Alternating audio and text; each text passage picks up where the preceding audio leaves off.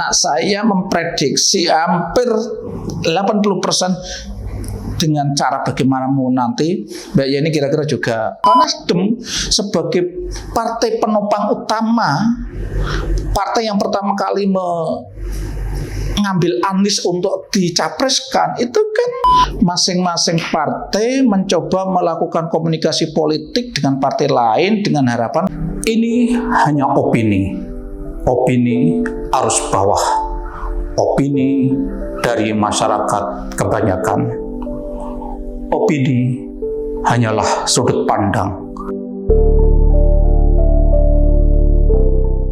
Assalamualaikum warahmatullahi wabarakatuh. Salam sejahtera untuk kita semua. Kalau kita umpamakan dalam keluarga, ini kelihatannya keluarga koalisi perubahan yang di dalamnya ada Demokrat dan Nasdem. Ini kelihatannya ketidakakurannya itu tidak cukup hanya di dalam rumah, tapi sudah keluar rumah, tetangga-tetangga sebelah sudah diberitahu gitu ya. Seperti kita ketahui ini. Jadi saat ini mestinya karena hampir semua orang sudah maklum lah, Demokrat itu kan ingin sekali kan dengan masuk dalam koalisi itu, ingin AHY sebagai ketua Demokrat itu kan jadi calon wakil presiden mendampingi Anies. Sudah sangat ingin itu, sehingga beberapa kali Demokrat itu mendesak agar Anies segera mengumumkan calon wakil presidennya. Sampai sekarang Anies ngulur-ngulur. Lihat di saat-saat seperti itu, Nasdem bergerilya cari-cari orang lain. Sebenarnya udah banyak ya, dulu Pak Mahfud didekati PKS, Pak Mahfud tidak mau. Pak Mahfud kan alasannya kalau Pak Mahfud masuk nanti bisa berantakan di dalam, karena ya tadi ketika Pak Mahfud masuk kemungkinan kan Demokrat lari dari koalisi. Nah kalau begitu apa masih bisa mencalonkan? Maka bahasa Pak Mahfud, tolonglah tiket untuk pencapresan itu diamankan. Bahasanya kan Pak Mahfud seperti itu. Terus Khofifah juga didekati sedemikian rupa. Pokoknya ngejarnya tuh orang-orang NU ini, tokoh-tokoh NU yang berlatar belakang NU. Khofifah setelah didekati berkali-kali, Khofifah dengan alasan yang cukup halus, dia mengatakan sudah istikharah. Istikharah itu adalah sholat untuk minta petunjuk dari Allah. Khofifah mengatakan kayaknya kok lebih maslahah, lebih manfaat tetap menjadi gubernur. Akhirnya secara halus Khofifah nolak. Lah sekarang ini yang terbaru yang diwacanakan, yang diuber-uber itu sekarang Mbak Yeni, putrinya Gus Dur, putri Gus Dur yang kedua. Jadi Yeni ini diuber-uber mau dijodohno. Sini ya diuber-uber mau dijodohno Anies, dengan pertimbangan bahwa Yeni itu akan merepresentasikan NU. Yeni ini akan merepresentasikan sebagai tokoh muda yang juga perempuan gitu ya. Ini sudah didekati berkali-kali, sudah didatangi ke rumahnya Yeni di Ciganjur gitu ya. Nah, saya sendiri sampai saat ini kok tidak yakin juga ini. Nah, saya memprediksi hampir 80% dengan cara bagaimana mau nanti Mbak Yeni kira-kira juga tidak bersedia. Prediksi saya 80%. Artinya kemungkinan kecil sekali Mbak Yeni mau. Apa alasannya? Mbak Yeni itu selama ini tuh sangat dekat dengan Pak Mahfud, juga sangat dekat dengan Khofifah. Saya yakin apa yang menjadi keputusan Khofifah dan keputusan Pak Mahfud itu juga akan menjadi rujukan untuk Yeni. Ya tentu alasannya macam-macam tadi. Salah satu yang penting tadi, Yeni tentu akan mengkalkulasi juga, dan ini gampang untuk dipahami. Kalau dia bersedia, lah kira-kira Demokrat masih mau bergabung dalam koalisi itu tidak. Kalau ternyata Demokrat ini terus begitu Yeni bersedia jadi wakil presidennya Anies, terus Demokrat lari, apa masih bisa? Kayak malah tambah malu kan. Nah kalau sesuatu yang sudah bisa diprediksi akan terjadi, masuk Mbak Yeni mau? Yeni itu kan ya bukan orang bodoh kan. Mbak Yeni kan ya orang pinter. Mbak Yeni putra Gus Dur sudah tahu betul bagaimana dinamika politik kan, ya sangat mudah membaca itu. Jadi selain tadi saya yakin mesti akan diskusi dengan Pak Mahfud dan diskusi dengan Khofifah.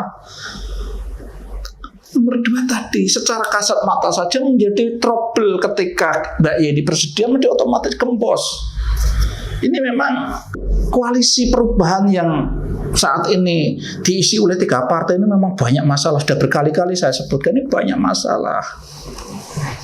Karena apa? Satu sisi Demokrat bergabung itu kan inginnya dengan kompensasi jadi wakil presiden. Cuma persoalan Nasdem sebagai partai penopang utama, partai yang pertama kali mengambil Anies untuk dicapreskan, itu kan ada problem, tidak mau menerima gitu loh. Sehingga yang gerilya ke Yeni itu kan juga Effendi Khoiri, itu kan memang dulu orang dekat Gus Dur ya, dulu dia pernah di PKB. Terus Muhammad Ali yang mendekati Yeni. Jadi memang ini masalah gitu loh. Jadi memang ya, makanya banyak orang yang memperkirakan Anies ini gagal nyapres. Bahkan Hasan Hasbi itu sampai berani taruhan, kalau Anies itu sampai bisa jadi capres, dia bersedia untuk memberikan hadiah kepada salah satu tuh politisi PSI. Begitu sebaliknya, kalau nanti Anies gagal, itu Hasan Hasbi harusnya mendapatkan hadiah juga Alphard. Ini sampai seperti itu. Artinya apa? Sampai Hasan Hasbi yang berlatar belakang peneliti, surveyor itu kan, saya yakin datanya juga banyak. Dia sampai sedemikian yakinnya, sampai dia berani memberi hadiah Alphard kalau Anies jadi capres betul. Artinya apa? Memang banyak orang yang memprediksi Anies ini berat sekali karena situasi koalisi yang menopang itu tadi banyak masalah, dan kemungkinan ada partai tambahan mau bergabung ke sini, entah itu Golkar, entah apa yang sampai sekarang belum jelas, itu kemungkinan kecil. Mereka lebih kelihatan lebih merapatnya ke Prabowo atau ke PDIP. Oke, satu sisi seperti itu. Terus kemudian saya sendiri tuh ya nggak tahu ya kalkulasinya Nasdem itu. Apa Nasdem itu tidak mengkalkulasi ini ya? Kalau Mbak Yeni itu mau seandainya, satu, apa nggak mengkalkulasi kalau nanti koalisi akan gembos pertama tadi. Terus nomor 2, apa betul yakin ketika Mbak Yeni itu dipasang di situ, terus dengan serta merta dukungan dari NU sedemikian besar? Kok saya yakin tidak sebesar itu, tidak terlalu besar. Karena apa? Meskipun Mbak Yeni itu putri Gus Dur, tapi kita tahulah Mbak Yeni kan tidak pegang partai. Bagaimanapun Muhaimin itu sampai sekarang masih pegang PKB, dan itu kekuatan Muhaimin itu rata-rata di basis NU gitu kan, Jawa Timur. Itu apa mungkin gitu kan. Jadi sebenarnya mau Mbak Yeni maupun ya masalah di depan mata. Lah kalau Mbak Yeni nggak mau, ya ini juga masalah. Karena apa tadi? Yang mau jadi wakil presiden itu AHY, tapi Nasdem tidak mau. Ya, cuma yang jadi masalah ini yang menurut saya tidak sehat ya, yang tidak baik. Beberapa orang menarasikan kalau Anies itu gagal, itu dicegal, itu berkali-kali saya pesan, mestinya hal itu jangan dilakukan, karena umpama gagalnya karena koalisinya bubar, itu kan kita tahu bahwa saat ini seandainya ya Puan itu mencoba membuka pintu koalisi dengan AHY, saya pikir itu kan ya wajar-wajar saja kan. Masing-masing partai mencoba melakukan komunikasi politik dengan partai lain dengan harapan partai lain itu mau menjadi pendukung. Itu saya pikir wajar-wajar saja, bukan sesuatu yang terus ini menjegal. Kalau menjegal itu kan begini, melakukan sesuatu yang memang itu sifatnya tidak terbuka, terus melakukan sesuatu yang semestinya tidak, tapi dipaksakan untuk dilakukan.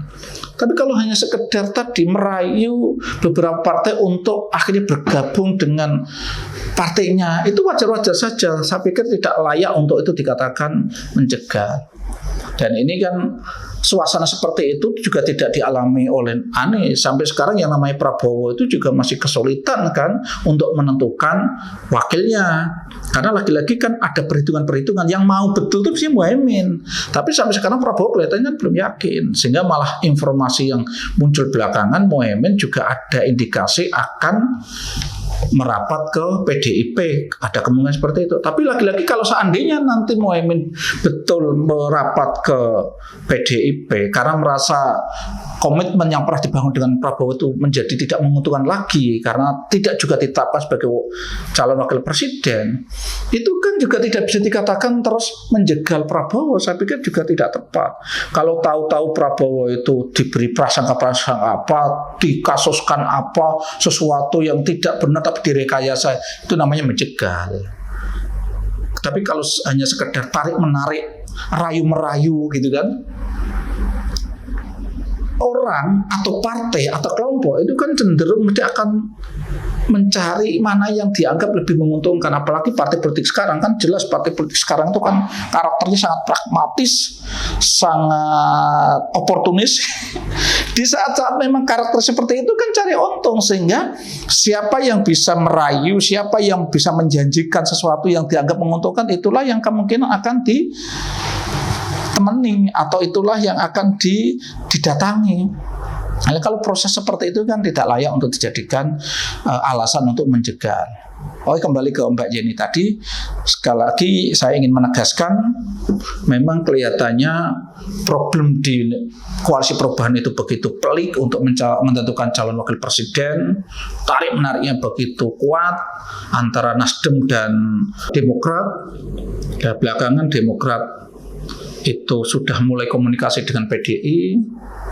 Ya, kemungkinan loncat itu sudah sangat besar. Sementara Nasdem masih mencoba-coba cari calon wakil presiden yang belakangan ini Mbak Yeni yang dikejar-kejar.